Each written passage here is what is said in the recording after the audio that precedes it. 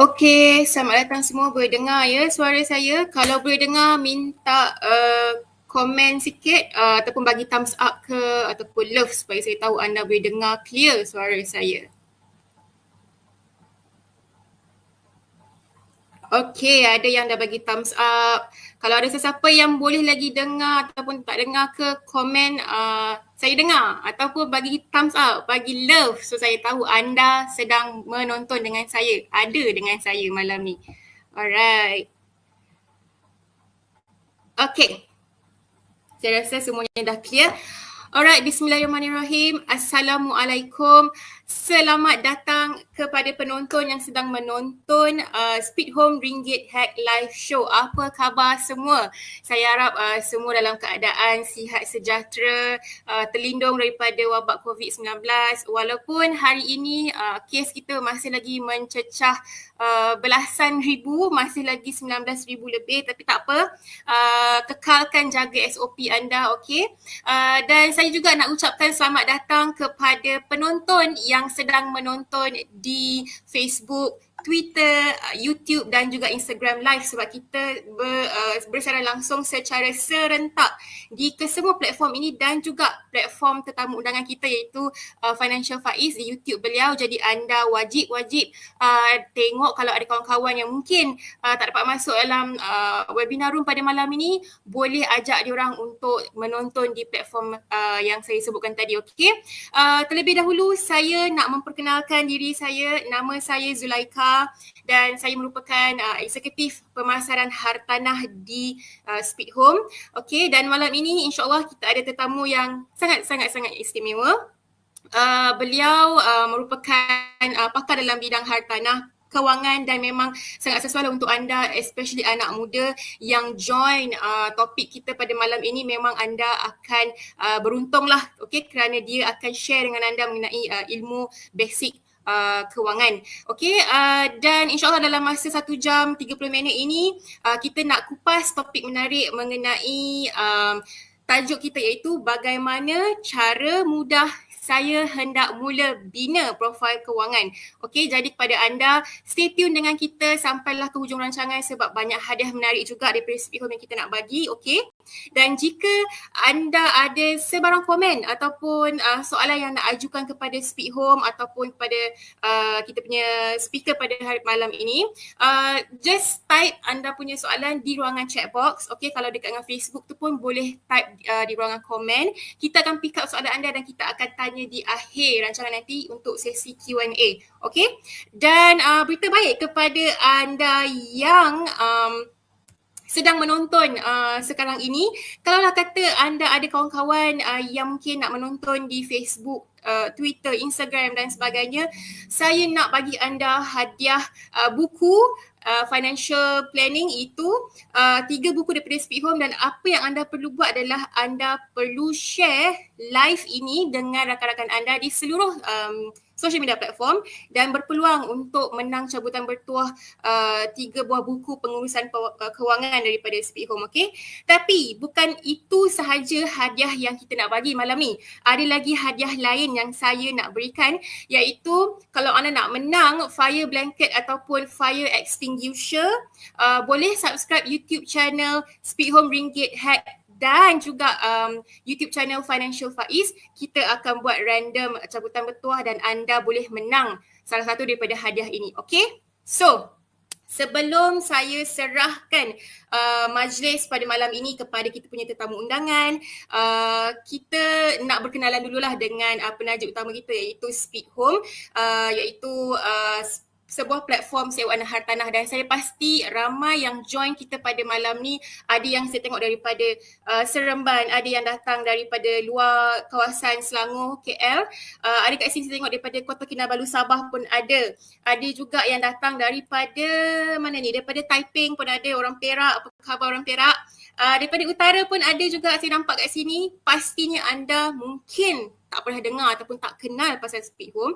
Jadi saya nak minta izin 5 minit sahaja untuk saya perkenalkan siapakah Speed Home. Alright? Okey. Seterusnya, Siapakah Speed Home? Okey, secara ringkas sahaja saya akan perkenalkan sedikitlah pasal Speed Home. Okey, Speed Home ni adalah aplikasi di mana kami tawarkan fungsi sewaan dan juga jual beli hartanah, di mana kebanyakan sewaan kami adalah terdiri daripada hartanah residential lah, okay, bukan komersial macam rumah landed, rumah kondo, apartmen dan sebagainya. Dan kami ni sebenarnya adalah pemudah cara di antara dua pihak, di mana antara landlord dan juga tenant untuk menyewa secara langsung tanpa deposit, dan juga walaupun tak ada deposit, landlord boleh mendapat perlindungan insurans alien sehingga RM42,000. Banyak risiko yang kami Allianz tanggung, dan juga banyak juga servis yang kami sediakan. Antaranya kalau anda boleh lihat dalam skrin sekarang ini, pertama adalah iklan percuma di dalam kami punya website dan juga app. Yang kedua adalah tontonan rumah percuma melalui home runners. Yang ketiga, saringan latar belakang tenant yang nak menyewa rumah anda. Yang keempat, tanda tangan digital speed sign. Yang kelima, perlindungan lengkap insurans alien sehingga RM42,000. Dan yang terakhir sekali, tuan rumah boleh menikmati percuma kutipan sewa bulanan daripada Speed Home. So semua benda ni adalah percuma sahaja daripada Speed Home. Alright.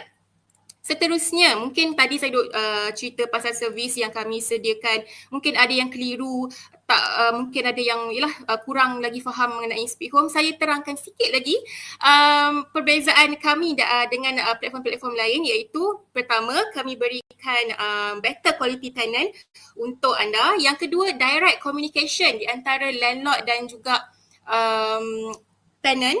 Yang ketiga, zero deposit. Okey, setakat hari ini platform kami adalah antara yang mula-mula sekali menyediakan servis zero deposit kepada tenant dan juga perlindungan insurans kepada tuan rumah. Yang keempat, viewing management melalui home runners kami.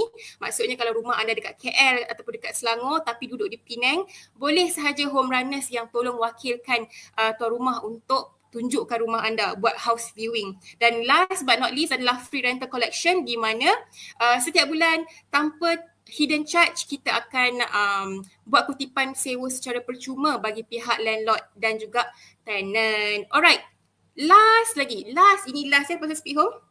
Okey, kita juga ada beberapa risiko yang kita cover di dalam insurans. Okey, walaupun anda tak ambil deposit daripada tenant, tetapi insurans yang melindungi anda. Dan antara insurans kami yang ada risiko yang kami cover adalah sokongan notis pengusiran, iaitu eviction support, saringan penyewa melalui Experian ataupun dulu nama dia Ramsey. Kemudian kerugian sewa di cover sehingga 2 bulan sewa, dan juga manfaat ketidakkeselesaan ataupun kerosakan kecil macam unpaid utility bill sehingga RM2,000 kita cover. Dan juga last adalah manfaat kecurian dan juga kerosakan major damage dan juga theft, kita cover sehingga RM30,000. So total semua risiko ini adalah berjumlah RM42,000.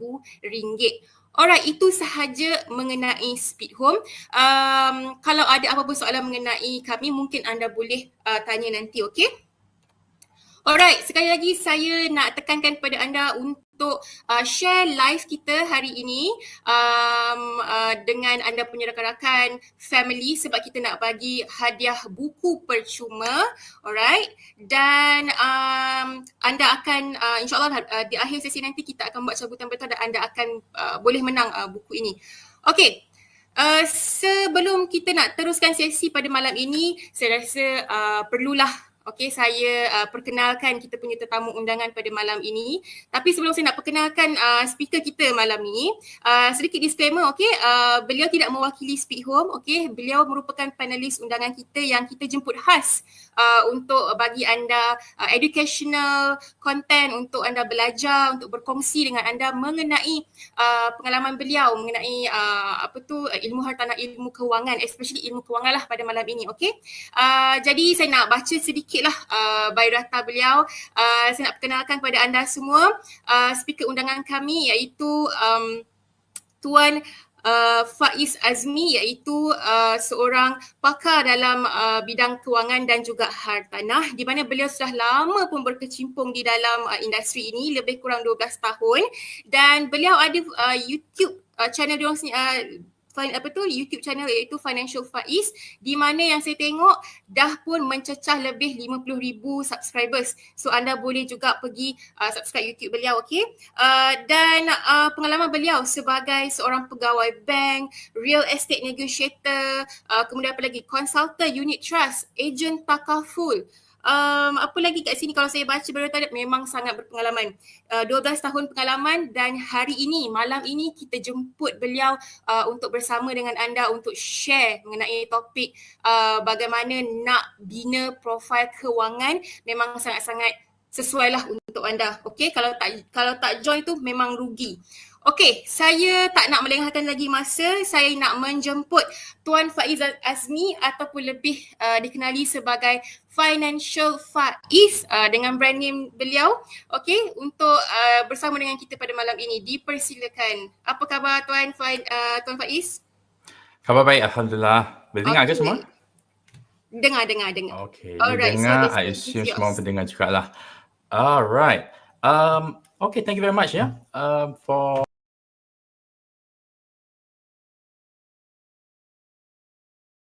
that I mewakili diri I pada malam ini, bukan mewakili mana-mana pihak.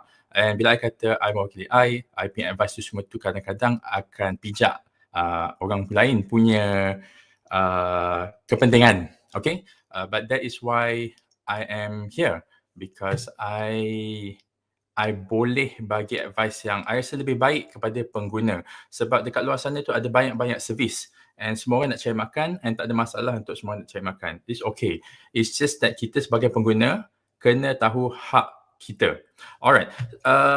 Sebab I nak address satu isu ni, bukan isu lah. Ada orang tanya, macam mana Speed Home buat duit?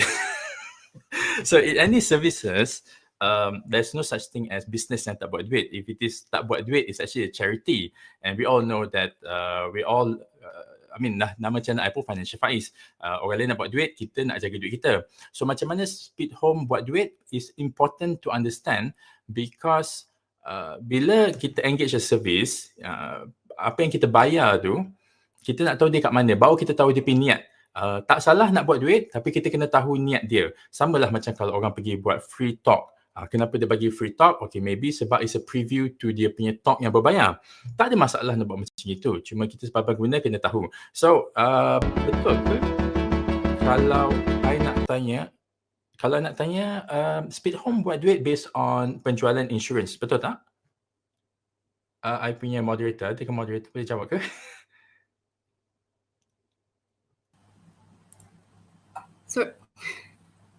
Sorry. Boleh dengar ke? Betul. Kita revenue kita datang daripada insurance sahaja. Insurance sahaja maknanya I assume it's a general insurance ataupun general insurance from Alliance, right? Yes, correct. Okay, tak ada masalah as long as we know how they make money, because kalau pengguna dapatkan rental from normal agent, so selalunya kita kena bayar 2.5 bulan deposit plus 1 bulan advance, that's 3.5 bulan. Tapi with Speed Home, I assume it is only 1 month, betul ke? There is no deduction anything daripada 1 bulan. Hanya kita ambil sewa bulan pertama tu kita akan beli insurans. So meaning here on the second and third month memang solely duit profit. Okay, and this duit is charged to the homeowner, betul? Bukannya to the penyewa. Homeowner untuk beli, untuk subscribe the insurance. Okay, that's good. Just to clarify, I was a pengguna of Speed Home as a homeowner, and it was a good experience. Tapi again, I just have to mention that sebab kita ada dekat sini, kita kena be transparent apakah kita punya relationship. Tapi hari ini memang I wakilkan diri I. Okay, so jom. I nak jawab satu soalan yang baik ni. Sebelum I go to the actual, sewa berbilik ataupun sewaan seisi rumah, mana yang lebih menguntungkan? Sebab tengok market sekarang susah nak dapat keuntungan. Yang lebih sikit kalau sewaan seisi rumah. Okay, I want to pin this message. Okay, this message is from my YouTube channel itself. I nak pin this message because when it comes to beli rumah, and you niat untuk investkan rumah tu as an investment, you nak sewakan dia, you have a couple of options. You boleh lease, you boleh sewa, ataupun you boleh sewakan kecil-kecilan bilik by bilik. And this will be part of you punya financial planning kejap lagi untuk bina profile, sebab ada implikasi dia when it comes to you sewakan bilik compared to sewakan satu rumah saja. Okay, now kita nak berbalik to the first part which is our main topic today, which is macam mana nak bina profil keuangan. I assume untuk it could be anything lah, untuk beli rumah atau untuk beli kereta atau untuk ambil ESP financing. Whatever it is, kita kena tahu objektif kita. Kenapa kita nak buat profil keuangan? Typically, if you talk to a banker or financial like myself, my objektif yang I akan bagi you, kenapa you nak buat profil keuangan is because you want to buat pinjaman. Okay, sebab kalau you tak nak buat pinjaman, bukan nak kata there's no point for you to buat profil keuangan, tapi siapa nak, tak ada siapa pergi, okay, let's say pergi interview, dia nak tengok you punya gaji, dia pergi memang tak ada, there's no such thing. You, okay lah, maybe lah, I baru buat satu topik ni pasal kahwin. Ada orang sebut, nak kahwin, minta secret. Boleh juga. That's a very good advice actually bila kita fikir-fikir balik kan. It's kind of funny lah, my commenters. Nak kahwin, kita tengok secret, saya tengok gaji dia, macam nak apply loan pula. Which is not a bad thing, sebab dalam video I tu pasal kahwin tu, I ada cakap, kalau dah kahwin, lepas 1, 2, 3 tahun kahwin, baru tahu orang ni, kita punya pasangan tu, ada pinjaman yang dia tak beritahu. Sorry lah sayang, I sebenarnya ada hutang dengan bank, personal loan. I tak cakap dengan you sebab it's a small matter, but now we are in deep trouble. Abang dah hilang kerja. Now ayang kena tolong bayarkan lah sebab ayang tak tahu yang abang tak ada commitment. There you go. So it's a good thing juga sebelum you kahwin, you check orang tu punya secret. So in that sense, that's a profile kewangan. Okay, when we talk about profile, we're talking about both income dan juga komitmen. And when bila cakap pasal komitmen, ada dua. Satu komitmen dengan bank, satu lagi komitmen bukan dengan bank, dengan diri sendirilah. Contohnya apa? Habis tu takkan you tak nak makan, tak nak minum. Habis tu takkan you tak nak pakai pakaian. This baju ni, I beli 2 tahun, 3 tahun lalu. I'm not a big fan of baju, tapi I ada komitmen lain. Macam I suka makan, I suka tengok Netflix. Those are all commitments. So those are what I call soft commitment lah. Komitmen yang you boleh adjust whenever you want, tapi sakit lah. Walaupun soft pun masih sakit. Yang hard commitment would be something yang tak boleh adjust suka-suka.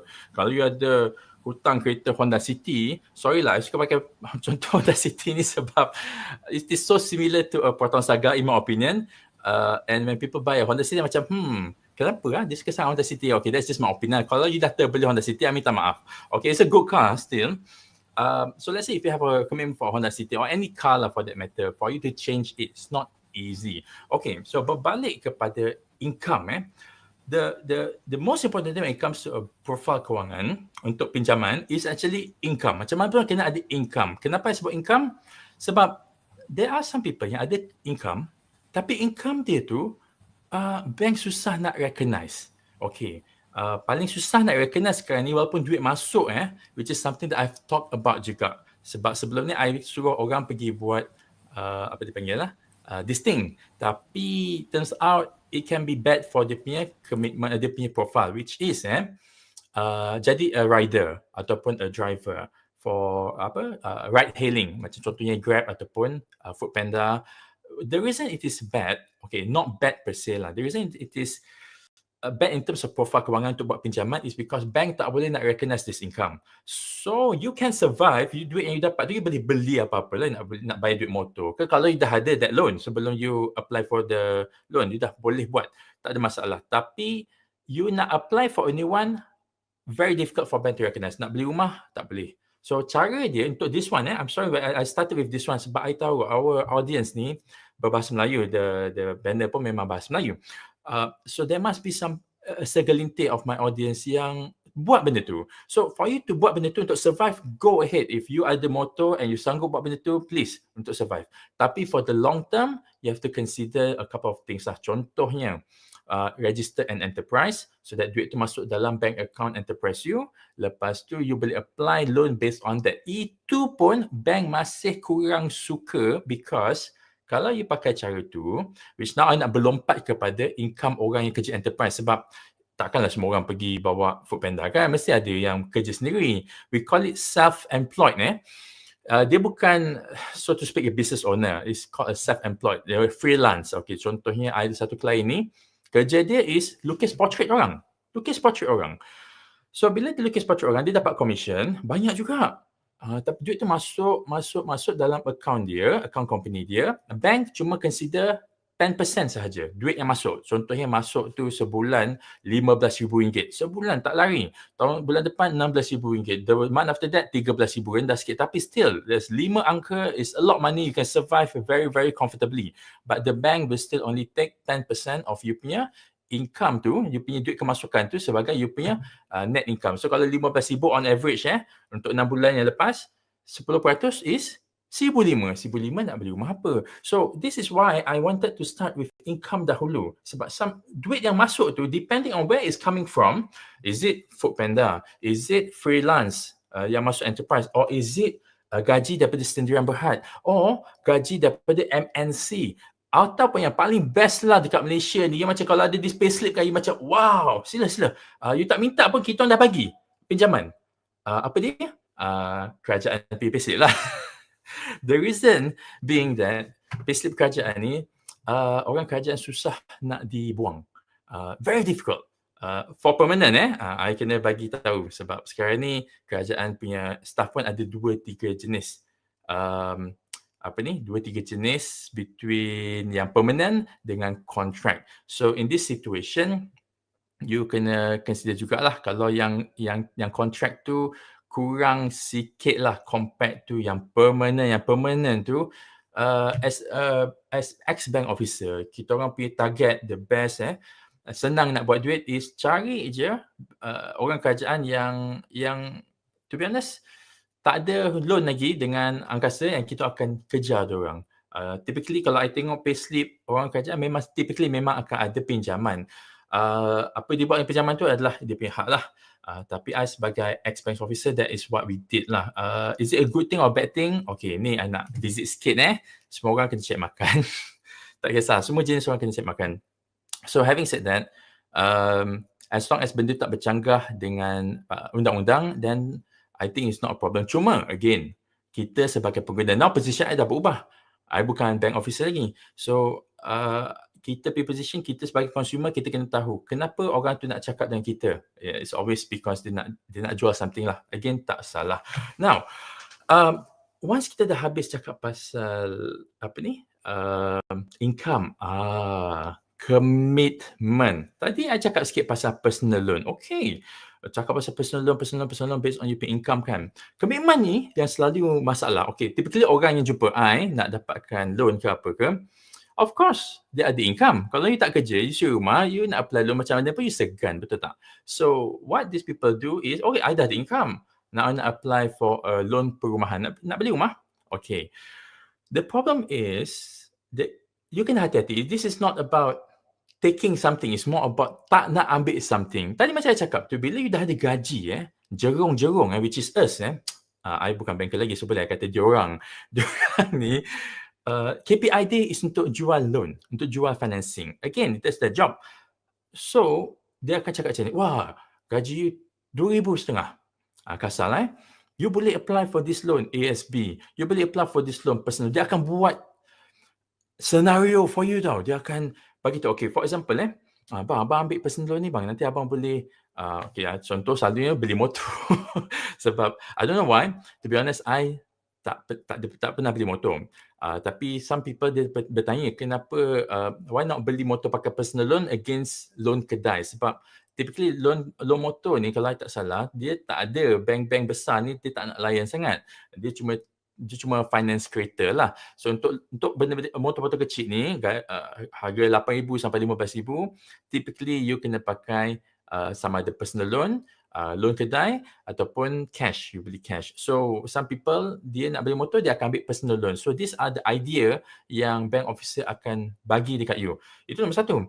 Nombor dua pula, ASB loan. Okay, ASB loan, you ambil ASB loan ni untuk, dia akan letak idea untuk you kahwin. Okay, abang simpan 5 tahun, nanti abang jual balik.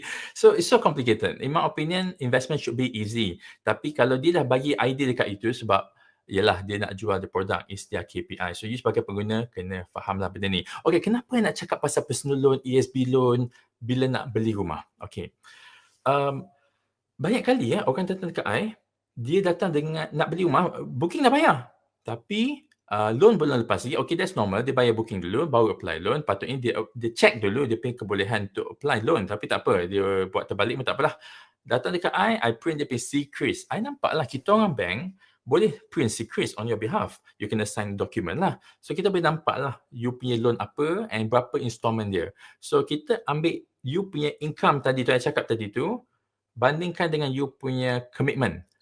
And then tengok macam mana you punya DSR, debt service ratio. I won't get into technical on that yet. Tapi this debt service ratio ni dah namanya ratio, nisbah. Debt service tu adalah debt is hutang, service tu adalah pembayaran. Nisbah pembayaran hutang berbanding dengan you punya income. Kalau lah you pay gaji RM2,500, which is okay for a fresh graduate, okay. We rasa bangga, hebat, power. You pergi beli Honda City tadi, I'm sorry. RM800 sebulan. And then you ambil personal loan lah, you buat apa-apa lah, jalan-jalan ada orang ambil personal loan untuk berjalan-jalan. RM700, okay dah, RM700. 700 sampai 800 dah RM1,500. RM1,500 bahagi dengan RM2,500 adalah boleh pergi kira-kira. So bank akan tengok benda tu campur dengan berapa hutang yang you nak ambil. So benda tadi saya cakap banyak-banyak tadi pasal income, pasal commitment, kita boil down to just one thing. Satu ni je. DSR, debt service ratio. Nisbah pembayaran hutang you berbanding dengan gaji. Kita nak jaga benda tu. Okay, now let me tell you something. For you to naikkan gaji you daripada gaji RM2,500 nak naik jadi, okay, salah satu cara dia is untuk naikkan gaji lah kan. Bukan senang. Boleh tak you pergi kat bos you, bos, saya nak naik gaji, saya nak beli rumah. Mana boleh. Maybe dia bagilah naik RM50. Itu pun zaman-zaman pandemik ni macam mana nak naik gaji banyak sangat kan. Okay, so gaji you tak boleh kacau. Commitment. Okay, this is where I cakap kat you tadi. If you dah beli kereta Honda City tu, how are you supposed to unbeli benda tu? The only way you boleh buat is you boleh jual balik. The problem with cars is that the moment the kereta to hit the tarmac, then you punya, the value of the car would drop so much that kalau you nak jual balik pun, you kena bayar dekat bank untuk settlekan hutang tu. Okay, some people do that lah. Tapi, in my opinion, kenapa buat benda macam tu? Sebelum you sign the letter offer to buy that Honda City or to take that personal loan, please, fikir jauh-jauh. Sebab nak bina profil kewangan ni, ikut tajuk kita tu, kalau you tengok poster, cara mudah untuk bina profil kewangan. Cara mudah is you don't do anything. You don't do anything. Gaji, kerja, dapat gaji, just orang ajak beli kereta Honda City. Tak apalah, I ada Myvi buruk, first gen, bapak aku nak bagi. Sebab dia tak nak jual. Kalau jual pun dapat RM5,000, better dia bagi aku pakai sekejap, ada airbag, ada ABS. Okay lah, selamat, just jangan bawa laju, then selamat. So, cara mudah paling senang, saya cakap, I repeat paling mudah is jangan buat apa-apa. If your aim is to buy a house, contohnya lah. If your aim is to buy a car, you katalah, tak apa Encik Faiz, bapa I dah belikan kereta. Dia antara one of those fathers, parents yang dia dah belikan anak dia seorang satu rumah. Kereta pula, rumah. Dia ada rumah. I tak bayar sewa, rumah dah habis bayar. Now I ni memang setakat nak beli kereta lah, and I tak nak beli kereta Honda City. I kata, I nak beli Honda Civic. I want to go up. Dan gaji RM2,500 tu. Boleh ke? Boleh. Tak ada masalah in terms of gaji. Boleh. And I tak kisah pun. Lepas dah beli Honda Civic ni, I can do whatever I want. Then yes, settle lah. Tapi most people are not so lucky. Betul tak? So we have to jaga our commitment ni dengan baik. Jangan buat apa-apa. Okay. Now, I nak ambil sedikit masa ni untuk check dekat I punya chat box ni sebab ramai sangat. Tadi ada janji kat diorang, I akan jawab. Okay, one by one. Ada contractor guna service speed home. Okay, actually this one I'm going to put this to moderator to jawab kejap lagi. I will talk to Amir. Tak boleh besarkan khabar. Dia rasa pakai City. Speed home macam fire insurance? No, speed home is not like fire insurance. It's more like renter's insurance. I believe kalau anything happens to you punya penyewa you lari ke, speed home will reimburse you as a homeowner. Sekejap Okay, yes, actually speed home will jawab soalan ni semua nanti. Okay, can bank recognize rental income from speed home as additional income? Oh, okay. Again, soalan speed home, I'm going to go to Ahmad Zulfadli.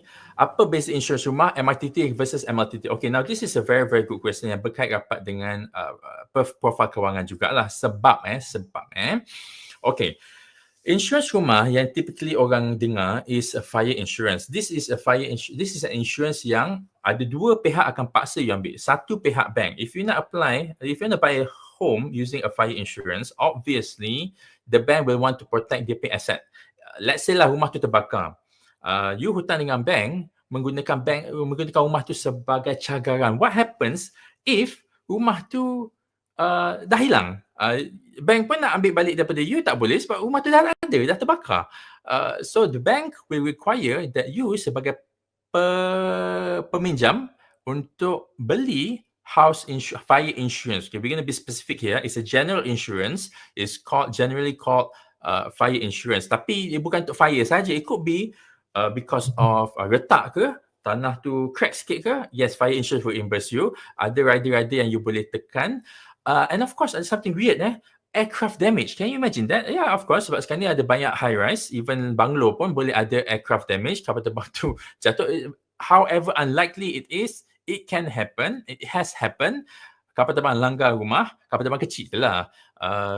And the house owner is reimbursed through the insurance. Tapi it's in a way macam a way for the insurance company to make money jugalah. Dia jual protection yang unlikely to happen, so unlikely for them to pay out. And even if it does happen, sekali-sekali je dia kena bayar, but dia dapat collect premium. So they like to do that. Okay, now why do I want to relate it to MRTT and MLTT? Because most people confuse fire insurance dengan MRTT versus MLTT.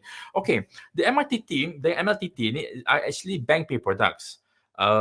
Mortgage reducing term takaful, MRTT, and MLTT, mortgage level term takaful. Bank pay products yang bukan insurance agents pay product. Okay, I'll get to that kejap lagi. When it comes to MRTT, the keyword is reducing. So maknanya the coverage tu will reduce over the years. So basically if you ambil loan you for 35 years, your MRTT pun you ambil maximum all the way to 35 years. What will happen is you pay coverage tu will reduce along with you punya loan amount. Okay, tak ada masalah dari situ. Masalah dia is kalau bank officer tu in the pursuit of making sure that you sign the letter offer untuk loan tu dengan bank, you nak apply loan, you will apply 2 or 3 banks lah. I would know because I'm a broker. But the banks will also offer MRTT. Tapi the bank officer boleh adjust. Okay, kita boleh buat protection dia only for 5 years, 10 years or full maximum of 35 years. Tak ada masalah. It's fully customizable. The shorter the tenure, the lower the premium, the cost of buying the insurance. Okay, but the problem is that bila dia tenure is short, there will be a shortfall. Kalaupun you ambil untuk 5 tahun pun and you meninggal dunia pada tahun yang ketiga, the amount of coverage will not, I jamin you, it will not cover the full loan amount. So you punya beneficiary tu, waris you tu kena bayar the settlement. You kena settlekan dulu sebelum dia dapat pegang rumah tu. So a short term MRTT is not a very good idea, tapi it depends on the situation. Kadang-kadang orang nak beli untuk investment, so tak ada masalah for that. Cuma why do we want to talk about MLTT and also takaful hibah? Okay, because agents dekat luar sana, insurance agents, even myself, they or me or we will talk about ambil takaful hibah in place of MRTT and MLTT. The problem is that this takaful hibah is a cost that you have to pay out of pocket. Okay, kalau MRTT and MLTT yang dijual oleh bank, dibayar oleh you melalui loan.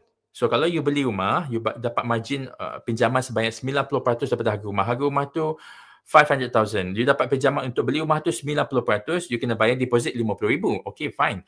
Tapi the bank won't give you just 90%. They will give you about 95%. 5% ni nak bayar lah untuk valuation, legal fee dan juga the MRTT or MLTT yang dijual. So when you buy this MRTT, MLTT, you dah paid upfront, gunakan duit bank yang bank pinjamkan dekat you. So now you berhutang dengan bank saja. Okay, not a big problem. Cuma bila you ambil takaful hibah, there will be an added cost for you as a borrower.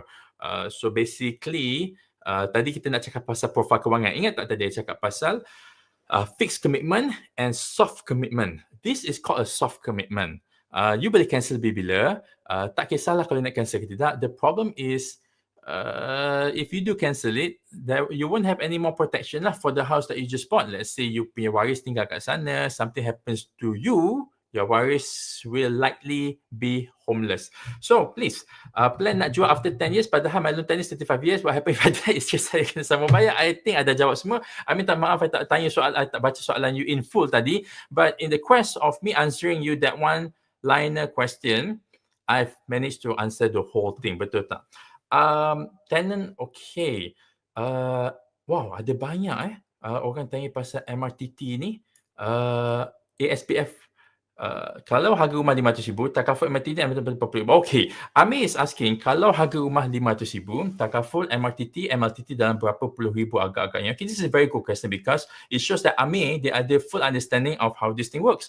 Dalam berapa puluh-puluh ribu? Yes, there you go. It's puluh-puluh ribu.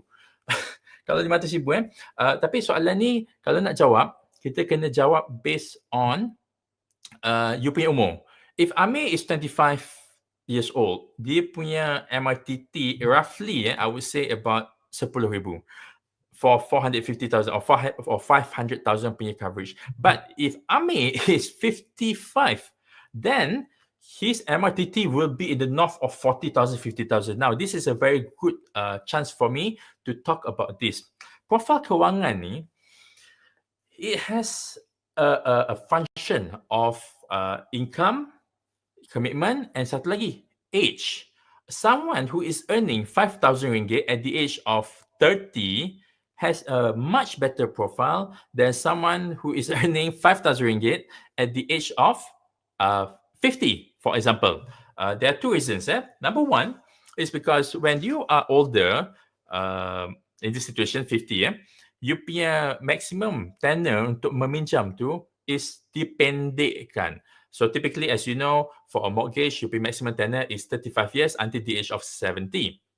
But if you are 50, the maximum tenure that you have is only 20 years. For Amir yang umur 25 contohnya, his maximum tenure will be all the way until 35 years lah. He can do this 35-year punya tenure all the way until umur dia 35 tahun. Sebab apa? 35 tahun tambah 35 tahun tenure adalah 70. So he can do it until the age of 35. So if you want to buy a house, you see, it might be a good idea in terms of financing, in terms of maximizing your tenure, before the age of 35. But then again, my one piece of advice lah, in terms of profile kewangan, we still want to stick to the theme. Tema kita, macam mana nak bina profile kewangan yang mudah. Nombor satu tadi saya sebut tadi. Don't do anything, just chill. Don't be too rushed about doing this or that. Number two is think why you want to do something. Okay, why? There are so many people yang cakap dekat I, my coaching, my live coaching sessions, if you guys have caught some of them, they bought the wrong things. And unfortunately, they cannot work those assets. Okay, for example, they bought a property at 500,000. They cannot rent. Okay, the installment would be roughly about 2005 in beginning. Now OPR dah turun, BR dah turun, so now they are paying maybe 2,000. But OPR dengan BR turun for a good reason. Good as in there is a why it actually went down. Bukan I kata good as in, oh very good, this is very good. A good thing for us. No, it's actually a bad thing. The OPR is reduced because economy is slow. Economy is slow, the bank, negara, wants people to borrow because when they borrow, they can spend on things. And when they can spend on things, the money circulates and then the government can tax the money and then they get their own income. And at the same time, people, you spend, instead of people saving the money in their accounts, they spend it. So they want people to make the economy growing. But the OPR going down it means that it's an indicator that economy has slowed down. So they want to make it faster. They want to heat it up. Dia nak rancakkan lagi. Dia rendahkanlah OPR. Tapi for us, for peminjam rumah, seronok lah. Tapi at the same time, bila ekonomi dah tak rancak, what happens to your rental income? Sorry, Speed Home, but that is the reality. Rental income is on the slower side. Okay, but I guess this is where Speed Home can be of service lah to homeowner, because I believe dia punya charges for the client, for the penyewa is only 1 month punya rental, I think 1 month tu will be part of the rental jugalah. So I sebagai penyewa, contohnya, if I go with Speed Home punya rumah, maknanya homeowner tu gunakan servis Speed Home, I don't have to pay anything. I just pay the rental 1, 2, 3, 4, 5 sampai 12. Tenant, homeowner tu lah yang nak kena jaga benda ni. But then again, sekejap, hold on a second. Okay, but then again, if you pakai standard, if I sebagai penyewa pergi dekat homeowner yang pakai standard punya setup, then I will have to pay 3.5 months. So it makes it easier for all parties. So when it comes to business, Speed Home is trying to be a win-win for penyewa and yang menyewakan tu, dan juga for them lah, they get something. Okay, tak apa, win-win-win lah. Okay, tak apa, that's how they run the business. But in terms of nak berbalik kepada economy and rental and installment, people yang buy a home sekarang, bought a home to rent out, they're having a somewhat difficult time lah when it comes to economy slow down. So having said that, you nak jual pun tak boleh sekarang ni, it's a bad time to jual. Again, berbalik kepada kalau you nak senang, tak payah buat apa-apa. It's so weird. I can say this because I'm not selling you anything like that sense. Tapi if you talk to people who are selling a property or selling a personal loan, of course they have different ideas. You see, we have to celebrate these differences. I tak kata I betul, dia salah, I betul, whatever. No, I'm saying that you as a consumer, you definitely have to know your rights. And you cannot believe me juga lah 100% because what am I doing here at 9 p.m. in my office? There must be something for me juga lah. But as long as you know, my advice, as long as you know where this person who talks to me is getting their money from, then it's good. Then it's good that you boleh, you tahulah niat dia dekat mana. Is he talking to me so that he can send me something and get a commission? Because if he does, then I kena berjaga-jaga sikit lah. The reason I nak cakap benda ni sebab dia berkait rapat lah. You see a lot of people yang buat silap in terms of financial planning, in terms of profile kewangan dia adalah sebab dia dengar lah cakap all these people. Dia masukkan idea, tadi saya sebut pasal ambil ASB untuk kahwin, ambil itu untuk ni, ambil personal loan untuk kahwin, macam-macam lah. Tapi they get their commission awal-awal. Again, tak salah, tapi now 2 or 3 years down the line, baru dia cakap, alamak, patut I tak ambil lah that personal loan untuk kahwin. Menyesal, okay, too late, you tak boleh go back to the banker or to the bank officer untuk cancel, untuk reverse the whole thing. Tak boleh. All you can do is you can stop the financing. Tapi again, kalau personal loan tu dah habis dia punya personal loan, dia punya duit yang you dah pakai tu, yang dah pinjam tu dah habiskan pada majlis perkahwinan, contohnya, mana boleh you nak pusing balik? Tak boleh kan? Okay. TC Gun, will there be difference if the political stability on housing? In general, let me tell you something about houses. Property market, they are very slow. Very, very slow. Whatever happens today will affect the property market a bit slower, much slower compared to stocks, for example. Today, before they announce anything, in terms of pertukaran ini, these people, they know something lah. These people in the industry, they know something and they will reflect that changes, that sentiment, even before the market closes at 4 p.m. They will change. Nanti you tengok, kalau you not in the game, you tahu, kenapa indeks itu kan? Turns out malam ni pukul 8.30 ada berita pertukaran itulah, pertukaran inilah in terms of politics. That one is for shares because they are very fast and very quick. But when it comes to property, I'm so sorry lah. Whatever effects that you're seeing today, property overhang, for example, it has been said about too many properties being built many years ago. Sekarang ni baru terasa lah. And the property overhang is increasing over the years lah. It's not going down. The number of properties yang tak dijual tu meningkat despite of all the initiatives yang our dear kerajaan has done, like the homeownership scheme. Dia tak ambil dia panggil stamp duties on the SPA and SPA and loan agreement dia tak ambil, those are really awesome deals, sebab stamp duty are expensive. Rumah 800,000, stamp duty is roughly about 18,000. Okay, I have to do some quick maths there, tapi I think it's about 18,000. That will be my house anyways. So yes, those things, they are slow. So whatever changes yang nampak hari ni or semalam, was it hari ni, the big change in terms of housing, lambat nak nampak. Entah before the changes are felt, you pun dah terasa benda lain dah. Okay, please jaga SOP. Thank you very much. Will do. Nak senang buat profile ambil credit card. Betul ke? Oh, okay. Let's get to the nitty-gritty facts, small facts. Paling senang lah. Okay, maybe I should have opened with this, but I got a little bit excited. Yes, Muhammad Syaifuddin Wahab tanya, nak buka credit card? Yes. In general, the easiest thing that you can do to buka profile, to build a good profile is buka credit card. Buka credit card with some banks. Okay, but I have to tell you this, bukan senang buka credit card tau. Serious, I'm not kidding.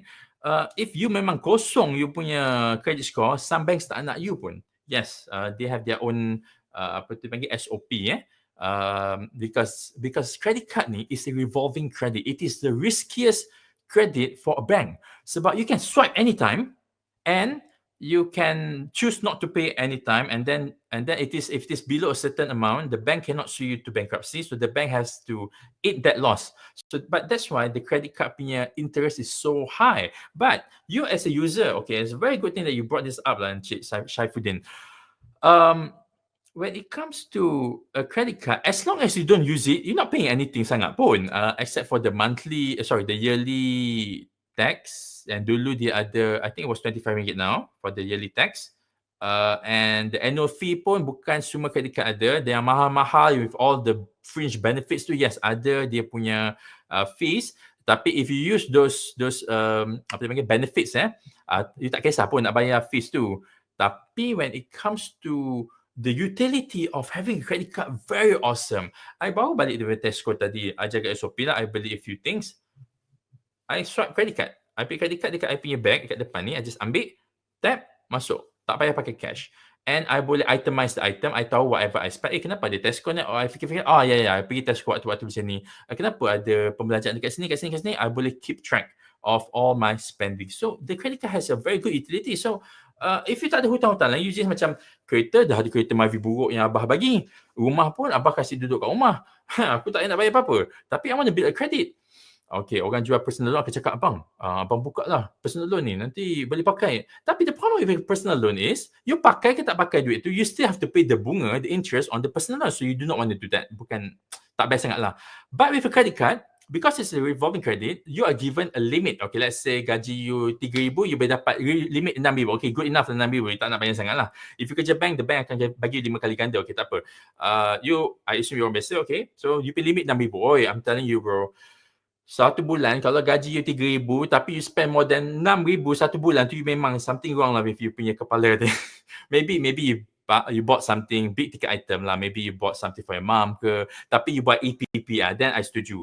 Ataupun, you want to buy a computer, I just bought a computer, total cost, tak nak sebut lah, not too expensive, not too cheap, tapi I pakai credit card, I dapat points, tapi I fully pay it at the end of the month. Tak ada masalah. Sebab apa? Takkanlah nak pergi ke Plaza PJ Digital Mall tu bawa RM4,000, dah tersebut. Okay, tak nak lah kan. Tak nak bawa cash lah kan. So, I pakai credit card. At the end of the month, I bayar. The moment you bayar, let's say you bayar the statement tu, you tak kena bunga. Langsung tak kena bunga. 1 sen tak ada. So, it becomes a tool. So, going back to your soalan tadi, so sorry lah. You tanya saya soalan je kan, I jawab sampai habis. It's a very good thing if tak ada apa-apa. Even if you ada loan-loan lain, ambil juga credit card because it's a very good tool for you for security. I think I did a video about credit card. Maybe I'll revisit that topic again. Okay, another option for you to build a credit, because kita sentuh pasal credit card. Let's say you just tak nak credit card. Kalau ada credit card, tak apa-apa yang beli. I tak nak. Okay, then another option, a cheap and easy option to build a credit score is to have an ASB financing. You don't have to have much. You can have 20,000 pun dah cukup sebenarnya. Cuma kalau you ambil 20,000, tak banyak banker lah nak layan you. The bankers like people yang ambil at least 50,000. Tapi whatever it is, ASB financing ni, dia charge, currently dia punya interest is at about 3.4%, 3.45%. Contohlah and last year ASB bagi return of 4.25% plus a bit of bonus. So there is a margin there. Regardless of what people say about ASB financing, the numbers are there. There is a difference. There's a margin. Then tak ada masalah for you as a person to get an ASB financing. You will always make money out of it lah. Yes, capital outflow, which is amount yang you bayar tiap-tiap bulan tu akan lebih sikit lah. Sebab apa? Bila you bayar installment, you bayar sekali, you punya principal. Tapi bila you jual balik ASB Finance itu, you akan dapat balik lah duit principal you dah bayar tu. It's not too complicated. We can talk about this. You can watch the videos in my channel. Tak ada masalah about this. Nak tanya pun boleh. Kalau ada masalah, I akan jawab. But the point is that dua cara ni yang free, which is a credit card, and yang in fact profitable, kalau ASB Financing. Anything else like personal loan has a higher interest rate unless unless you jenis businessman. You ambil personal loan, they charge you quite high. Kalau annualized, maybe about 10%. Yes, whatever rate yang ditunjuk tu is simple interest. You have to convert it into annualized, baru you boleh compare dengan ASB ke, tabung haji ke, or whatever investment schemes kat luar sana. Annualized return, understand that. Okay, let's say lah, you punya business, you can churn out 20% per annum. You punya pinjaman daripada personal loan cuma 10%. Okay lah, there's some sense lah for you to do that. Business loan memang mahal pun. In this case, personal loan you tu you ambil as a business loan. Tak ada masalah. Tapi not everyone like that lah. Kita orang biasa. Kalau you buat business, I think you dah tahu lah pasal benda-benda semua. You dah tahu interest versus liability semua you boleh nampak lah. So, tapi kalau you ambil personal loan tu, typically lah untuk budak-budak kita, nombor satu is beli handphone. Nombor dua untuk kahwin. Nombor tiga untuk beli motor. So, those things bukan nak kata tak ada pulangan. Tapi dia tak ada asset value lah. Kahwin mana ada? You cakap, alamak, I dah kahwin 5 tahun and then I nak jual balik perkahwinan tu, dah dapat duit tu, nak pulang balik bank, duit kat bank. Mana boleh? You dah spend it. There's no such thing as macam beli rumah, duduk 3 tahun, you nak jual balik, maybe harga naik, maybe harga maintain, maybe harga turun. Tapi there is still an asset value in that asset. There's still value in that asset. You boleh jual and you boleh bayar balik dekat bank untuk tutup the loan. No such thing for typically personal loan sebab the loan itself is not backed by the the asset itself. Okay. Boleh cerita pasal REIT? Okay, this one is a bit much. Can we use secret report as financial profile? Oh, some L. This is like soalan dia macam bila hujan basah ke? No, I'm not. Bukan pelik. No, it's such a good question that macam this is an honest macam budak kecil tanya. Mama kat luar hujan. Dia dengar hujan tapi dia macam tanya hujan. Okay. No, because it's such a good question. It's an honest, sincere question. Secret report as financial profile. The secret report is your financial profile. It starts from there. Of course, it starts with the income.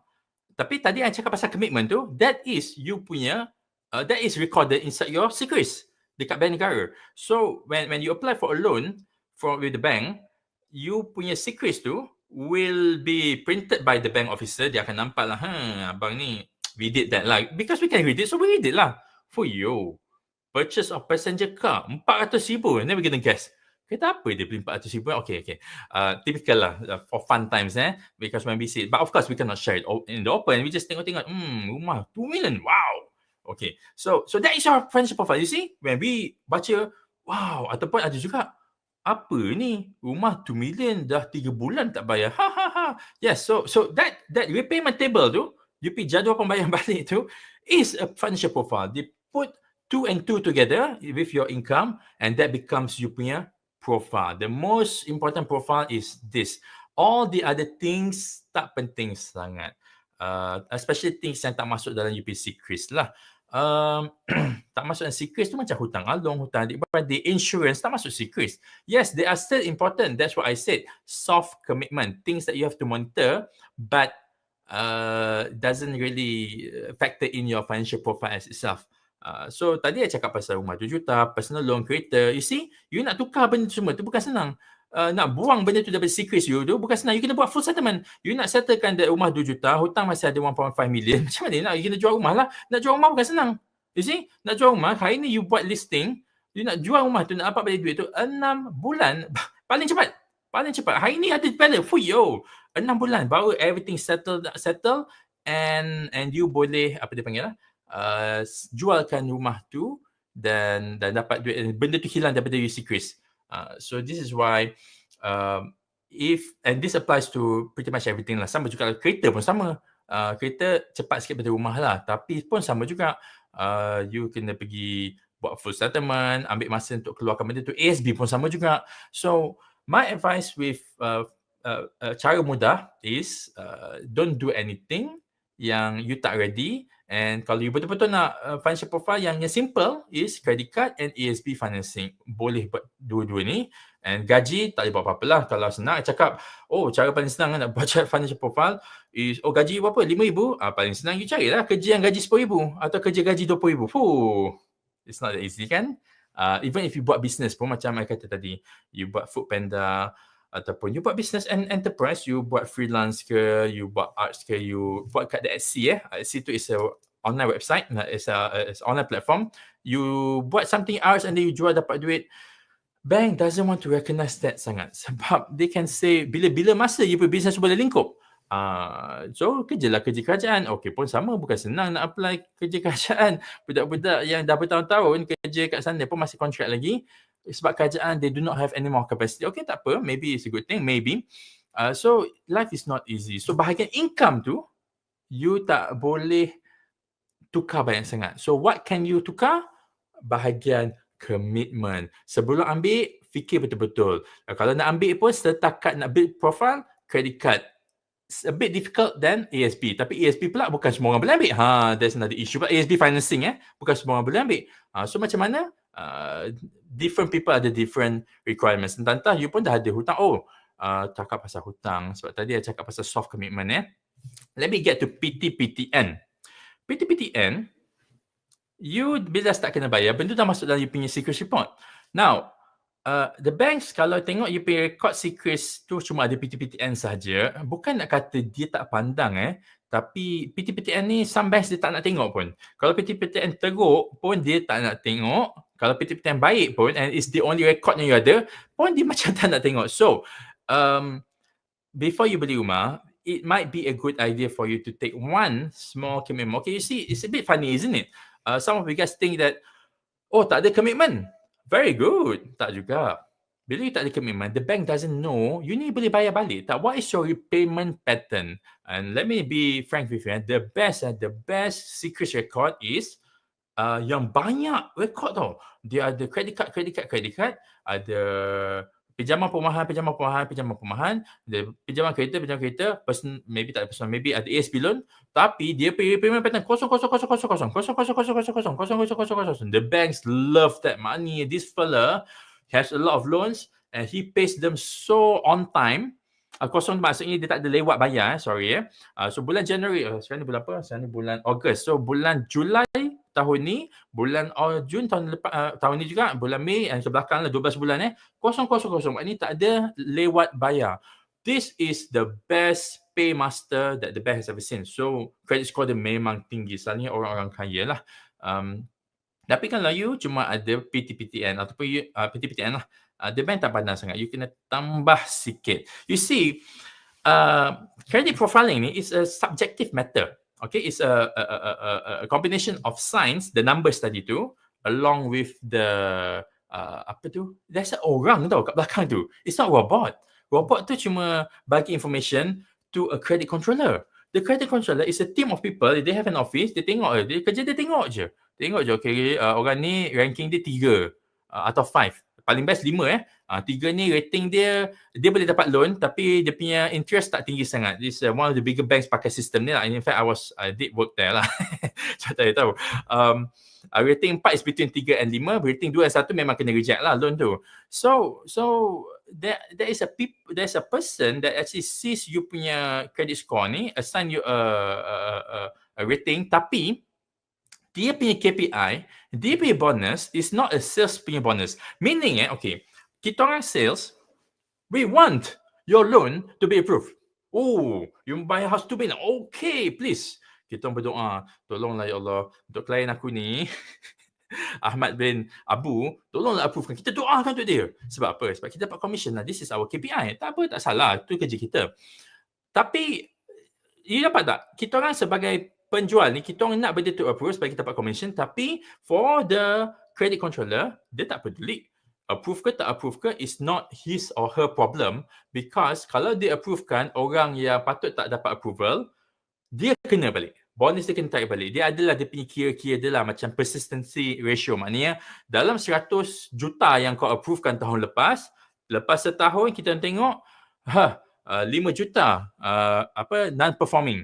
Meaning dia tak bayar lah. Dia tak bayar hutang tu. So macam mana you approve kan?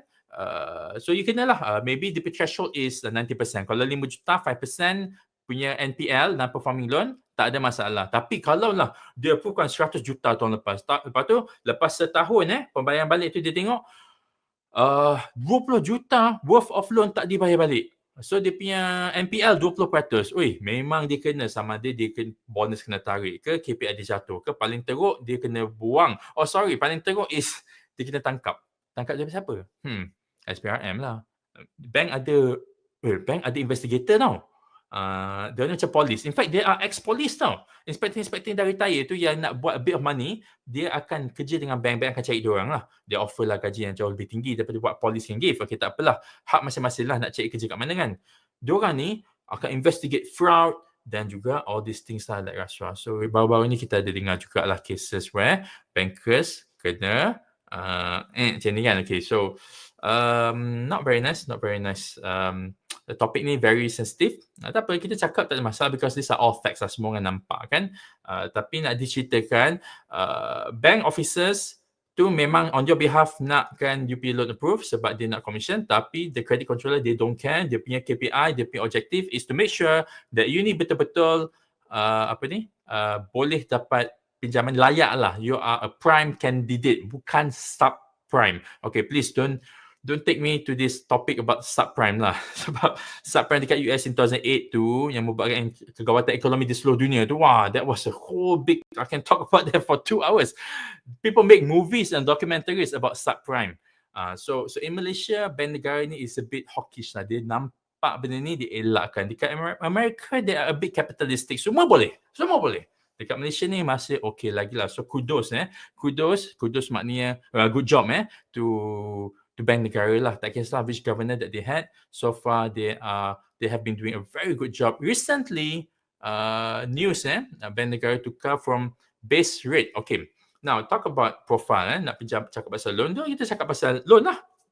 Pinjaman untuk mortgage dan ASB dulu, sekarang lah, masih pakai base rate. Different banks will have different base rate. I pun tak boleh keep up. You tanya ICMB berapa base rate? I don't know. Afin Bank, I don't know. Maybank I tahu lah sebab Maybank dia ikut PR 1.75%. Itu je I tahu. Public Bank I tak tahu. Okay. So, if you nak tanya which bank has the best the lowest rate, I tak nak cakap sebab different banks have different base rate. Tapi bank negara dah tukar going forward in 2022, 1st August 2022 next year semua bank kena pakai standardized base rate. Okay, so standard base rate is a very good thing. It's very transparent. Actually, there's a video that I'm making that baru finish edit tadi. That will be published tomorrow at 6 about this whole thing. It's a very dry topic, but it's a very good topic for you to understand. You see, all these things that you do ni is because you nak buat pinjaman. Unfortunately, houses are so expensive. Buying them in cash is illogical. Then you have to take a mortgage. Tapi bila nak ambil a mortgage, you have to be smart. You have to know where the money is going, this and that. Or you boleh menyewa lah. It's not wrong to menyewa because if the sewaan is only 1,000 and the owner is paying 3,000, yes, it happens. The owner is paying 3,000 in terms of installment, maintenance fees, taxes, semua lah. You cuma bayar 1,500 je or 1,000. Isn't that a very good thing for you? Yes, the owner kononnya boleh dapat lagi satu income which is capital appreciation. Confirm ke boleh dapat capital appreciation? Ada harga rumah jatuh tau. So, is it a bad thing to rent? In my opinion, no. It depends lah. It's not a bad thing if you boleh dapat a lower rental than installment than the installment that you have paid kalau you beli rumah tu. This is all objective and of course real estate agent akan bengang sebab dia jual rumah. Alright. mana? No, tak masuk. Can be difference between banks. Bil handphone belum tu masuk sekalian secret. No, okay, it's a very good question. Very good question. Bil telefon dulu masuk sitos. You tak bayar, you jadi bad debt, dia keluar kat sitos. Sekarang dia tak masuk sitos lagi sebab bila dia masuk sitos lambat. So the DG, Celcom semua tu malas lah dengan sitos sebab it's another third party. So they have their own alliance. So now they ada their own alliance which banks won't be able to see lah. So in that sense, let's say you ada hutang dengan DG for example for, I don't know, 1,500 ringgit contohnya lah. It won't appear in your secrets. It might appear in your sitos if DG takes you to court. So now we talk about phone, now we talk about sitos, now we talk about court. If you get sued in court, it will appear in your sitos. And some banks will check sitos, and once they check the sitos and they nampak ada a court proceeding against you, sorry to say lah, sebab the banks tak nak lah bagi loan dekat orang yang ada hutang, yang ada court proceeding. Could be because maybe you akan masuk jail ke, macam nak bayar loan, ataupun you bankrupt ke because of the saman yang dia buat tu, macam ni nak bayar balik kalau you bankrupt. So the bank will likely not extend you any financing kalau dia tahu you ada court proceeding. You kena clearkan that thing. You kena clearkan dengan lawyer yang bank ke Aeon ke pergi saman you ke, saman duit je, civil, bukannya criminal. Criminal tak payah cakap lah, minta maaf. By the way, now that we are here, if you are a PEP, politically exposed person, cakap pasal politics, I'm not going to go too deep into it. We know what happened today and yesterday. It's going to be very difficult very difficult lah for you as a borrower and me as a banker, financier ataupun my partners untuk process your loan, because the banks pun tak nak banyak sangat exposure for the same reason. Because if you are politicized, there are two things. One thing, you are exposed to all these games, tak nak cakap lebih-lebih lah. Secondly, you might have some power over the banking system through all your political connections. So the bank has to know. So are we giving you this loan because of this? Sebab the bank ni is not a monolithic organisation. They have people yang jaga, macam polis tadi, inspector tu tadi tu, investigator dalam bank tu, menjaga dia ni, menjaga dia ni, menjaga dia ni. So they have a lot of safeguards. I'm not saying that it is perfect, but they do have those things. So whenever they see a few things yang not straightforward, like I said, politically exposed people, they are not straightforward case lah. So the bank as a whole wants to know, we have to declare it. Of course, kalau you ada cousin-mazin, keluarga kerja dekat bank pun, you kena mention juga, I have a family working for this particular bank that I'm applying for. So the bank wants to know. The person yang you punya family member tu maybe bukannya proses punya loan pun, tapi the fact that dia kerja dekat bank tu, you have to mention. So you see, nampak tak? Benda macam mana ada safeguards, and it is very important for the health of the financial systems in Malaysia. In fact, across the world juga lah. Kita punya model ni follow other countries. It's up to the bank negara untuk make it sufficiently awesome lah for everyone to use. Okay, let me check. Tuan, kalau ada perasaan takut untuk ambil tambah memang bagus atau tidak pada profil kewangan? Oh, actually, the fact that you... Okay, ada orang cakap kat I'm, it's a different topic lah, tapi same thing lah. Kenapa orang procrastinate, melengah-lengahkan buat kerja? And sebab fear. Alamak, takut lah nak buat benda ni.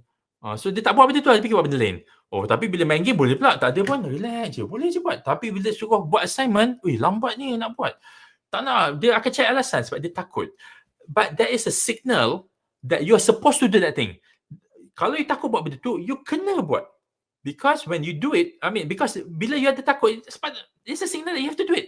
Okay, apa yang tak ada signal untuk you buat? You takut main game atau you takut tengok movie? Tak, ada tak? Takut lah tengok Netflix punya series ni. Tak ada, no such thing. You dengan gembiranya pergi menonton cerita tu. So what happened was, you pergi lah buat. Tapi that's a wrong approach. Whenever you ada signal takut, you kena buat benda tu. Sama macam benda ni. Bila you takut untuk tambah komitmen, okay, sorry to say, bukan nak kata you kena buat benda tu. Maknanya it's a good thing. It's a signal. It's a signal that you should be aware. Ada orang je tak takut. Wow, personal loan. Ambil personal boleh kahwin. Dia pergi ambil. ASB. Ambil lah sampai 200,000. Dia pergi ambil. Insurance. Kalau aku mati, aku dapat berapa juta ringgit. Ambil lah dengan ejen. Ejen cakap best-best. Semua benda dia ambil. Rosak lah profil kewangan dia. The fact that you takut is a good thing. Maknanya there is a signal that you are concerned about it. Takut is a very good signal. That's why kita ada perasaan takut. Sama macam kita pergi reseptor. Kalau tak ada reseptor dekat jari, kau pegang lah benda panas-panas. Buat bodoh je. Tiba-tiba rosak tangan tu kan sebab panas kan. The daging will melecur and then will drop off your bones. Very scary, sorry. Dah tengok dah tu, baru nak sebut. Baru nak tarik, dah terlambat lah. Biar dia sakit awal-awal supaya tak damage. Sama dengan IP profil kewangan. Bila you takut, maknanya it's a signal that you should monitor this thing. Apa benda yang tak takut? Contohnya bagi tahu makan nasi. Tak kau makan nasi? Makanlah. Then tak ada masalah. Tapi nak ambil all these big commitments. Let me tell you something lah. Orang yang menjual suka lah cakap benda senang, benda bagus. Tapi you have to understand that it's between you and them lah, so to speak. Sebab they want something from you and you want to fight for yourself. So you tak boleh anggap dia ni kawan lah. The only best friend yang you ada is yourself. And the only weapon yang you ada is knowledge. You have to equip yourself with knowledge. You nak pergi berperang tau benda ni. Kat luar sana ada banyak sales people. Tak salah dia buat itu. Tapi dia orang semua nak something from you. So for you, and tak salah for you to ambil the service. Kalau saya nak ambil takaful, go ahead. Take it from people. Take it from me if you want. Tak ada masalah. Tapi you have to understand that it's between you against the sales people, against us.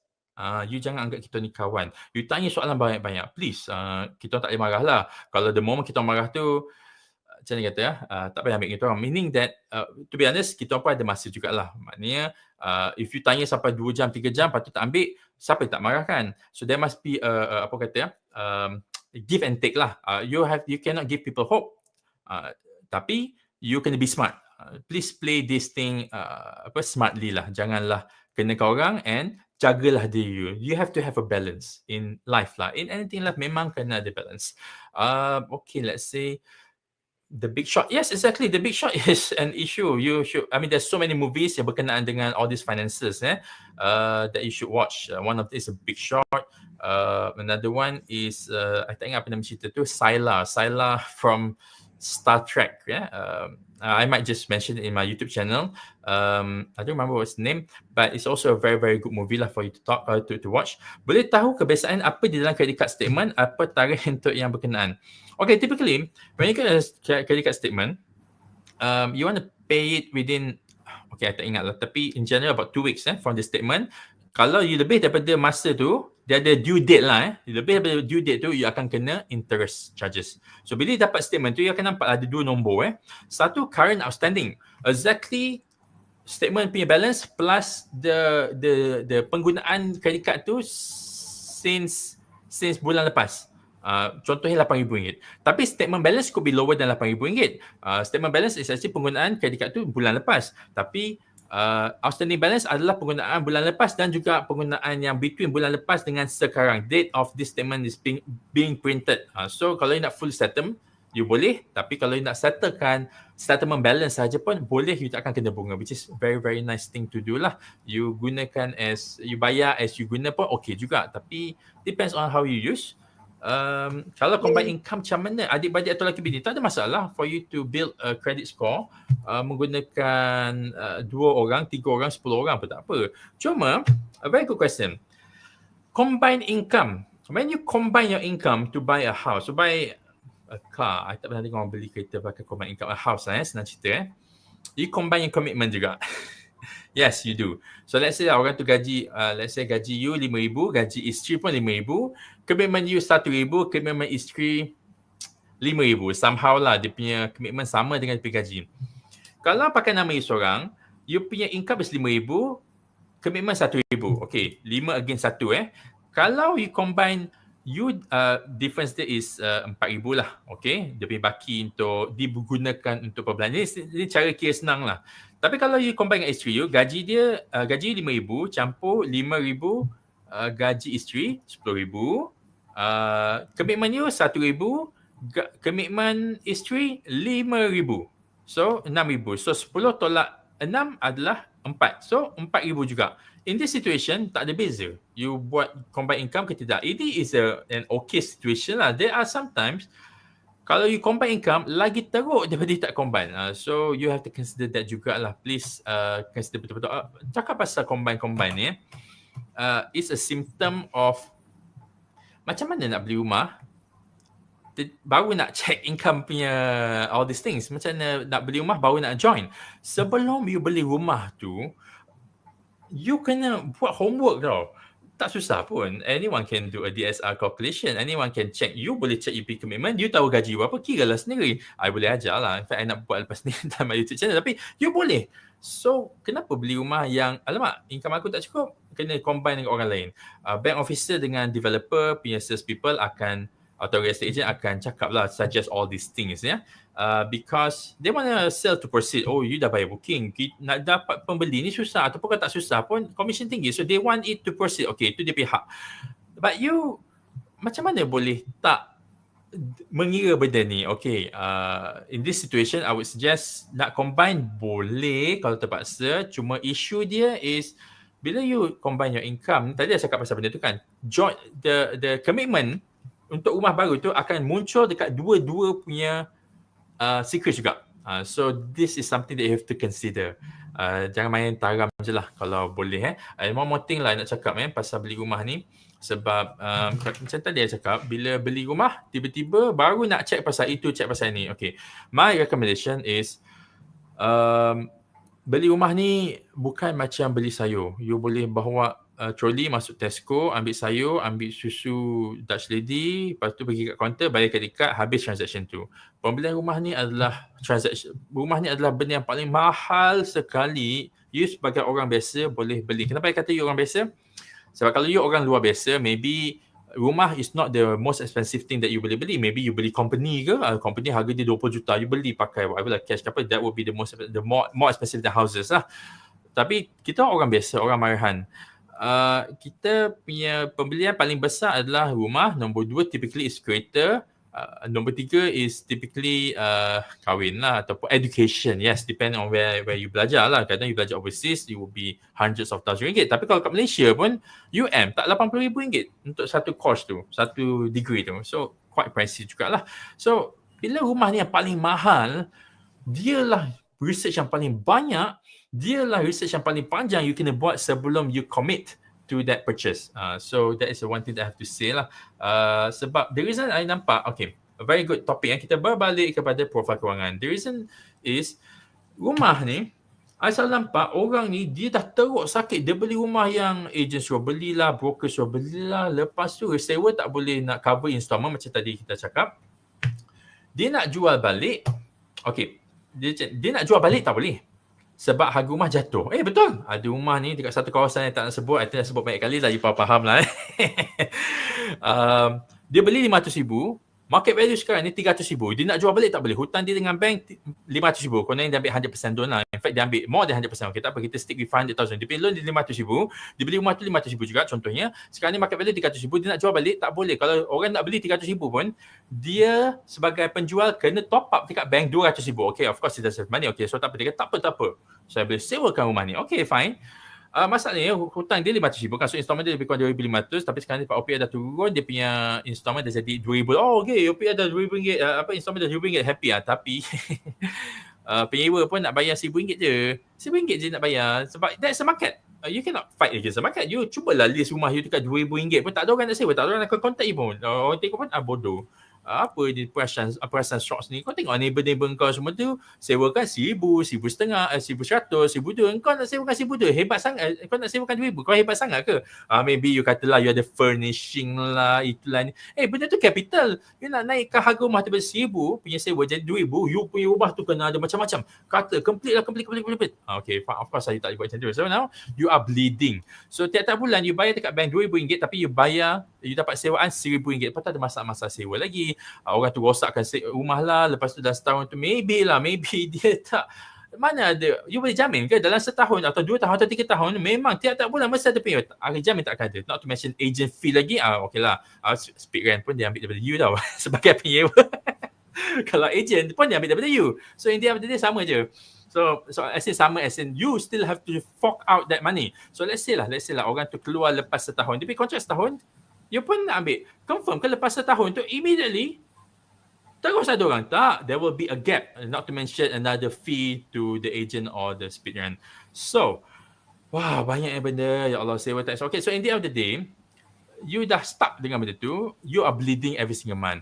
You bayar RM2,000 untuk installment, tapi kena bayar maintenance, kena bayar okay, 2,200 contohnya, you punya capital outlay, you dapat rental 1,000 je. Itu pun you kena tolak 2 bulan. Sebab apa? 1 bulan agent, 1 bulan maybe dia cancel. So dapat 10 bulan, RM10,000 je. So RM10,000 bagi 12 is roughly about 800, I don't know, it's very difficult lah, tak ada calculator.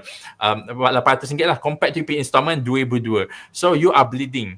Okay, so now this will affect you punya profile. There you go. Nak beli rumah lagi dah rosak lah. And then okay, itu okay lagi lah. You mampu nak bayar bleeding Okay, RM2,002 tolak RM800 is RM1,400. Okay, you sanggup lah. Better you tak buat benda ni. Ni kerja bodoh. Tapi tak apa. You dah buat pun. Ada orang lagi teruk. RM1,400 tu pun dia tak boleh bayar. What happened? Rumah dia kena lelong sebab dia tak boleh bayar installment. And then what happened? They bankrupt because the bank can sue them to bankruptcy. Unfortunately, that happened to young people in Malaysia. So, is it really good to buy a property or should just rent? Okay, just nak closing statement sikit rent as long as you tak yakin 100% you nak duduk kat situ. Ataupun rent kalau you tak tahu anything about investing in property. So if you rasa you nak invest in property, go ahead, belajar yang betul-betul dengan CV yang bagus. Tapi let me tell you something, property is not the only asset class yang you boleh invest in lah. It's a very dangerous game lah. You can go saham, you can go unit trust, you can go ASP. The reason I sebut all these things is because all those things yang I baru sebut tadi tu, they are very liquid. Saham tu pun kalau you beli, lepas tu you drop, you beli AirAsia contohnya, you ingat dia hebat sangat lah. Pandemic happen, dia punya saham drop, dia punya counter drop, you can still sell it off. And then maybe if let's say the company that you bought goes into bankruptcy, liquidation, you as a investor, minority investor ni will get nothing. Tapi you will lose only the money that you pumped into the company. Itu je. Let's say you invested RM50,000 and then the company goes bankrupt and then you hilang RM50,000. That's about it. It won't bankrupt you sebab you punya RM50,000 tu memang datang daripada duit you. If you were to buy property and you tak tahu pasal nak pilih tempat, you dengar cakap agent nak jual, dia cakap macam-macam lah. Oh, this place is going to be future technology city in Malaysia. Dah 20 tahun tak jadi apa-apa pun. So anyways, you stuck, then the bank will follow you to your grave. Betul. They sue you to bankruptcy. The bank sue you into bankruptcy, and then what happened? You bankrupt at a young age, which is not a very, very nice thing to happen to young people. People as young as 25, bankrupt, hutang 200,000 dengan bank. Crazy times. Only because they signed on the dotted line. Dia tak keluar duit langsung. There's a paper here, and they signed on the paper. That's all they did. Bankrupt after a couple of years. Crazy. Okay, Tuan Faiz. Kita yes. ada soalan sebenarnya dalam webinar room. Of course. Quite a few juga. It's very good one. Okay. So, okay, I think I should just bacakan lah. Boleh, please. Okay, so soalan ni agak panjang sikit daripada Josh. Okay, apa pendapat Tuan Faiz kalau beli rumah WIP 300k? Monthly installment include MRRT 1,185, expected siap tahun 2025-2026. Saya plan kahwin lagi 2-3 tahun, maknanya by the time rumah tu siap, saya boleh pindah masuk duduk situ terus. Okay, sebab kalau ikutkan nak sewa pun untuk dapatkan rumah yang ada servis, gym, etc. jarang nak jumpa 1.5k ke bawah. So tuan rasa okey ke plan untuk beli rumah WIP sekarang? Risau tergesa-gesa beli. Okay. That's a very good question sebab it relates to whatever I've mentioned tadi lah. Put it this way lah. Any soalan yang berkenaan should I not? I jawab balik macam ni. Well, what do you think? Sebab yang akan bayar dan yang akan duduk is going to be you. To me, I tak tahu what is my attachment to that particular area. Even if the area is in KL, even if the area in KL, semua KL hot ke, semua orang nak duduk. Ada banyak rumah WIP yang sekarang ni kosong, tak ada orang duduk walaupun dah siap bertahun-tahun. So, you kena consider jugalah the fact that after, when was that? Expected siap 2005, that's another about 4 years away. Yep. Are you sure? Dia tak sebutlah kat KL, tak sebut kat KL lah. Okay, tapi Tak. rumah wilayah Rumah wilayah supposed to be in kan. KL lah. Okay. Can he even wilayah pun, wilayah dekat Mongkiara ada rumah wik kat Mongkiara, I tahu that. And ada rumah wik dekat hujung lagi satu kat Setiawangsa ada juga. So they are two different places. So kalau you dapat kerja kat Setiawangsa tapi you tinggal yang dekat Mongkiara tu, is quite far jugalah. You nak kena go through KL to get to the other place. So the problem with under construction, one problem lah that I can see is there's no guarantee that you're going to stay there or you're going to like staying there after 4 years. 4 years is long lah. Yes, bila high rise memang lambat sikit. So the problem is kalau you tak duduk situ, can you rent it out? Okay, rumah wik sekarang dia buat kelonggaran. If not mistaken, you boleh sewakan. You tak boleh jual tapi boleh sewakan. Tapi then it's a different game lah. Okay, sebab when you buy a property, you kena tahu ada objektif. I selalu bagi contoh macam gini lah. When you want to invest in anything, you have to be specific. What is your objective? Are you buying it for duduk sendiri atau are you buying it for investment? Investment ada dua jenis. Are you going to hold and flip ataupun are you going to flip immediately ataupun are you going to sewakan and hold and sewakan lah? That will be for long term gain. Rumah yang you beli for duduk sendiri, kriteria dia lain dengan rumah yang you beli untuk disewakan. If you mix this situation, it's like playing football. Okay, for example, I'm pretty sure everyone knows Cristiano Ronaldo ataupun Lionel Messi. Everyone knows this. They are forwards, wingers and strikers perhaps. You try to put them dekat centre back as a defender, despite the fact that they are some of the most decorated players in the history of football, modern football, you put them as a central defender ataupun even goalkeeper, they will have very little utility dekat situ. Sebab they are specific for forward to attack. So in this situation, you beli rumah ni contohnya untuk duduk. Okay, I assume lah dia kata untuk duduk rumah untuk duduk. But let's say after 4 years, can he confirm that he'll still be in KL area or even if he is not in KL area, maybe dia dapat job dekat Shah Alam, can he travel? If he can say that he can, he doesn't mind as long as dia tak kena campak ke Perak ke Johor ke, then tak ada masalah untuk dia beli. Tapi that's what I said awal-awal tadi. It has to be them yang jawab. Okay, by the way, 1185 ni for now I nak bagi tahu okay, right now banyak orang kata beli because interest rate tengah rendah.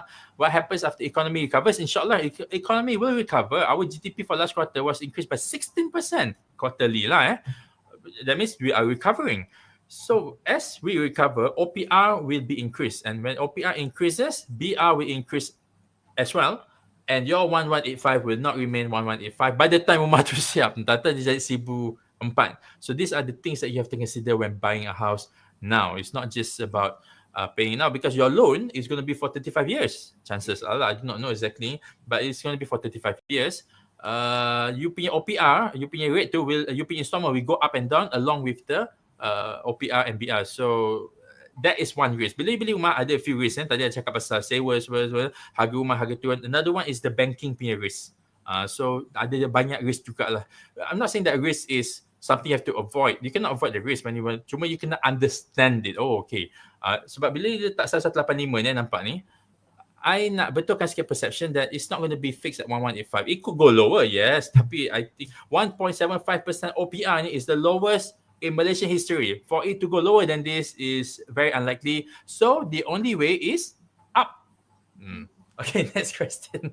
Okay, so this one is memang common lah, orang tanya banyak pasal situasi Chris again. Yes. Kalau buyer take civil action, sue developer due to project terbengkalai more than 4 and 5 years, adakah appeal situasi kepada developer? Okay, for the developer as a company, they have this thing called RAMSI, okay? And then yes, it will appear it will appear in their punya record, tapi they have lawyers to engage in this lah. Sebab developer ni, dia nak buat any project, dia akan ada this thing called special investment vehicle. Sorry, I did not mean to special. I don't remember what's the term lah. It's a special vehicle, SV. Okay. So you present that. bila you sign SPA tu, let's say you buy a house from Sime Darby. Wow. SPA won't show between you and Sime Darby. It will be show between let's say project tu nama dia what's the Sime Darby project kan baru-baru ni? Subang Jaya je lah. Sime Berjaya. Wow, what is Sime Berjaya ni? It's Sime Berjaya Sendirian Berhad against you as a buyer. Okay, that's the SPA lah. So two parties You nak sue, you cuma boleh sue Sime Berjaya je. You tak boleh sue Sime Darby. And if the developer so wishes to wound upkan di Sime Berjaya ni, they can. And there's not really much that you can do about it lah, because it won't go to the mothership. That's why they use the SV. So even if it appears in the CTOS, this might help when it comes to smaller developer lah, because dia punya structure tu very compacted. Tapi if we're talking about big developer like SP Setia ke, IMP ke, Sandabi ke, they have all these structures going in. Tapi going back to the developers, there are differences lah when buying properties from different developers. Sama lah, you orang pun berbeza, lawyer pun berbeza.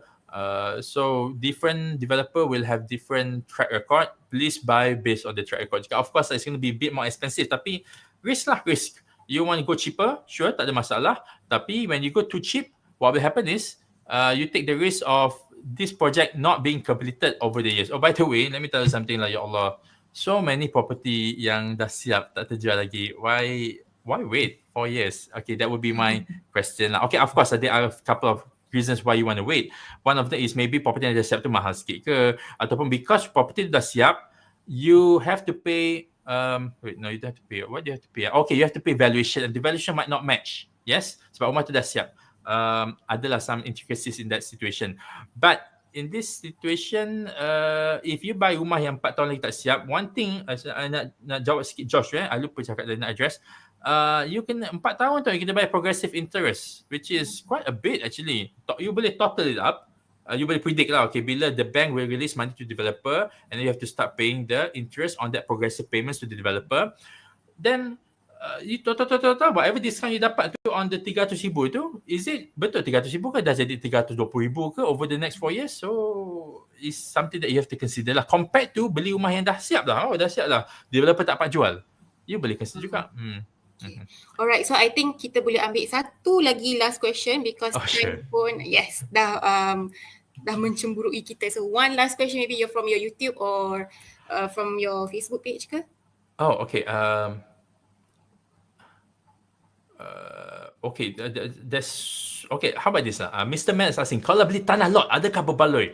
I like this kind of open-ended question because I can go pusing. Okay, tanah lot ni, macam mana kata depends. If you beli untuk cop, wah, memang kesiannya orang beli untuk cop ni. It's like tanah banyak aku, apa kan nak cop dulu.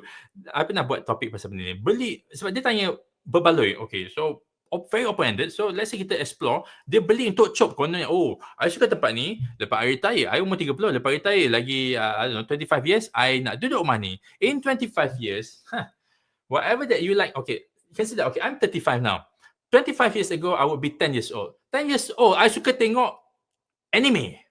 I akan duduk kat depan AXN tengok Samurai X. Macam-macam lah, macam-macam dekat AXN punya TV tu. Now, you tunjuk anime, macam, budak kecil punya baik baca buku. Okay, people change their taste all the time.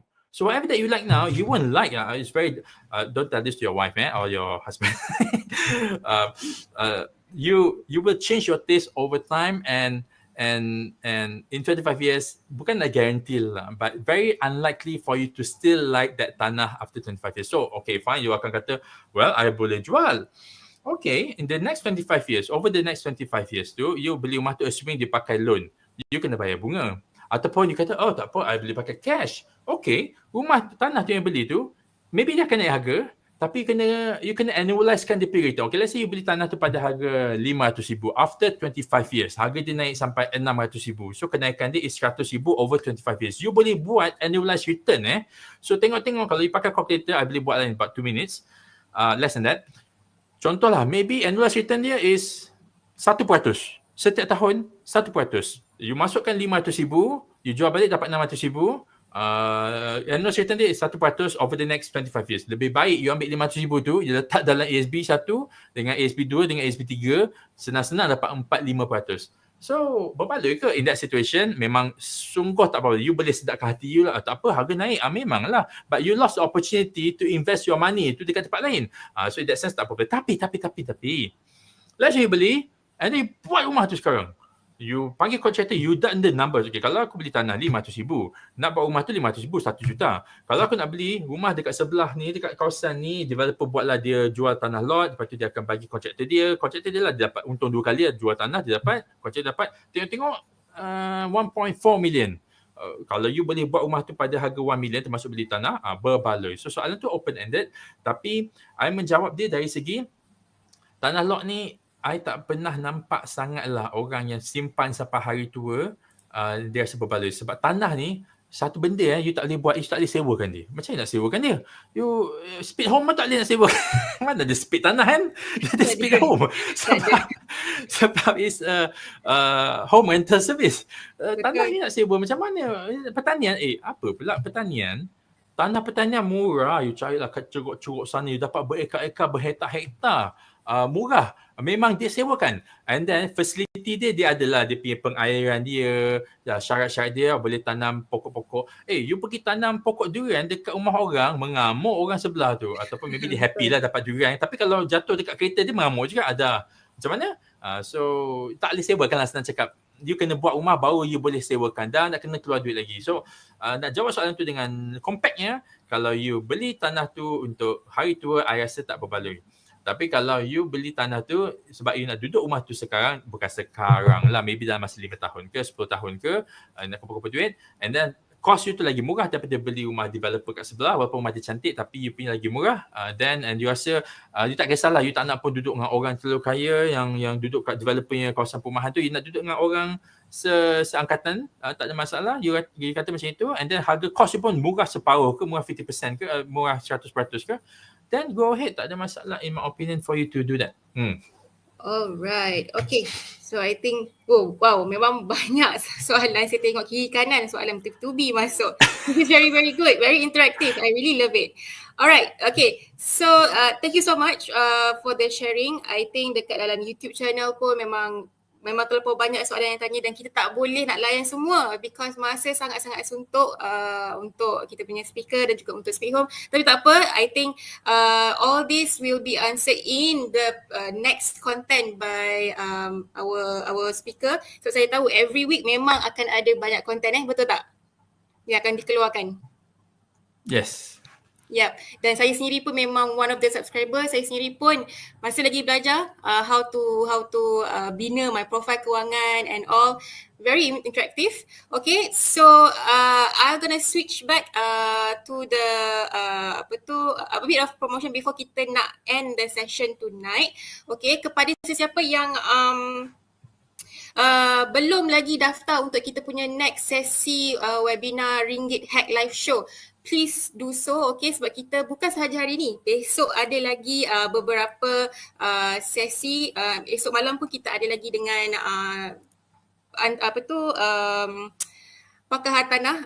Beliau merupakan one of the financial Islamic financial punya planner. Esok kita jemput, okay, so you are welcome untuk join kita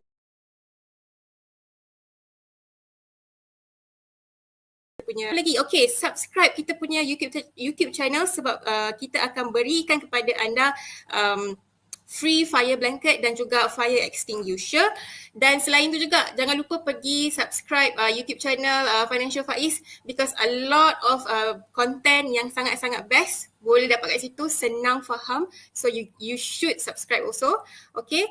Dan seterusnya kepada dekat sini, kalau sesiapa ada landlord, okay, yang mungkin nak ambil peluang untuk dapatkan insurance upgrade secara percuma oleh Speak Home, just daftarkan anda punya interest dekat dengan link yang tim saya dah share kat dengan dalam chat box, okay. Anda hanya perlu ikankan property anda. Dalam masa beberapa hari kita akan reimburse kepada anda voucher free insurance, okay, itu untuk landlord. Kepada tenant, anda boleh dapatkan free utility percuma. Okay, boleh join kontes ini di mana kita nak bagi anda sehingga RM60,000 free utility. Setiap minggu kita ada pemenang, setiap minggu seorang pemenang ada RM600 yang boleh menang cash free utility. So why not boleh try benda ni, boleh try kontes ini kepada tenant. Okay, untuk landlord pun boleh juga try untuk dapat kita punya voucher insurans secara percuma. Dan last but not least, thank you so much everyone for joining us. Saya sangat-sangat happy malam ni sebab Tuan Faiz memang banyak sangat ilmu share dengan kita. Saya harapkan semua yang menonton di YouTube, di Facebook, di webinar room dan semua social media platform dapat manfaat lah pada malam ini. Don't forget untuk join kita punya Speak Home Ringgit Hack live show yang seterusnya esok dan juga minggu depan. Okay, kerana kita ada banyak lagi konten menarik untuk anda. That's all from us. Thank you so much. Selamat malam dan jaga SOP semua.